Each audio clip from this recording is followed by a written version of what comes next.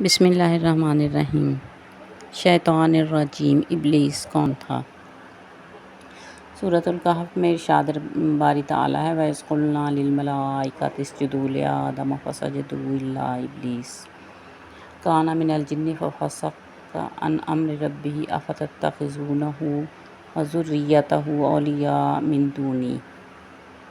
اور وہ وقت یاد کرو جب کہ ملائکہ کو ہم نے حکم دیا کہ حضرت آدم علیہ السلام کے سامنے سجدہ کرو، سو سب نے سجدہ کیا بجز اس ابلیس کے، وہ جنات میں سے تھا، سو اس نے اپنے رب کے حکم سے عدول کیا۔ پھر بھی تم اس کو اور اس کے چیلے چانٹوں کو دوست بناتے ہو مجھ کو چھوڑ کر۔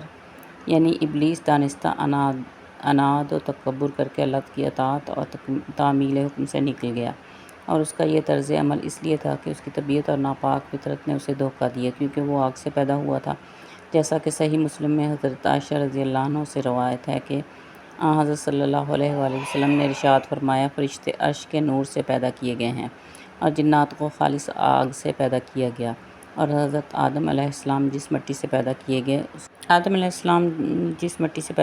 اس کی صفت تمہارے سامنے بیان کر دی گئی۔ حسن بصری رحمۃ اللہ علیہ فرماتے ہیں ابلیس پلک جھپکنے کی مقدار بھی فرشتوں میں نہیں رہا۔ شہر بن حوشب رحمۃ اللہ علیہ فرماتے ہیں کہ ابلیس جنات میں سے تھا۔ جب جنات نے زمین میں فساد برپا کیا تو اللہ تعالیٰ نے ان کی طرف فرشتوں کا ایک لشکر بھیجا، جنہوں نے جنات کو قتل کر دیا اور سمندری جزیروں کی طرف بھگا دیا۔ ابلیس کو قید کر لیا گیا اور فرشتے اس کو اپنے ساتھ آسمان پر پکڑ لائے، وہ یہیں رہنے لگا۔ جب فرشتوں کو سجدے کا حکم دیا تو ابلیس نے سجدہ کرنے سے انکار کر دیا۔ حضرت عبداللہ بن مسعود، عبداللہ بن عباس رضی اللہ عنہ، سعید بن مسیب وغیرہ حضرات اور صحابہ رضی اللہ عنہ کی ایک جماعت کا کہنا ہے کہ ابلیس آسمان دنیا پر فرشتوں کا سردار تھا۔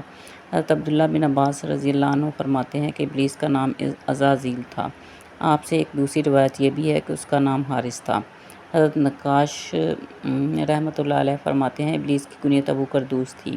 حضرت عبداللہ بن عباس رضی اللہ عنہ فرماتے ہیں کہ ابلیس فرشتوں کی ایک جماعت میں سے تھا جنہیں جن کہا جاتا ہے، اور یہ جنت کے نگران ہیں، اور علم و عبادت میں ان سب سے فائق اور بڑھ کر تھا، اور اس کے 4 پر تھے۔ آپ کو سجدہ نہ کرنے کی وجہ سے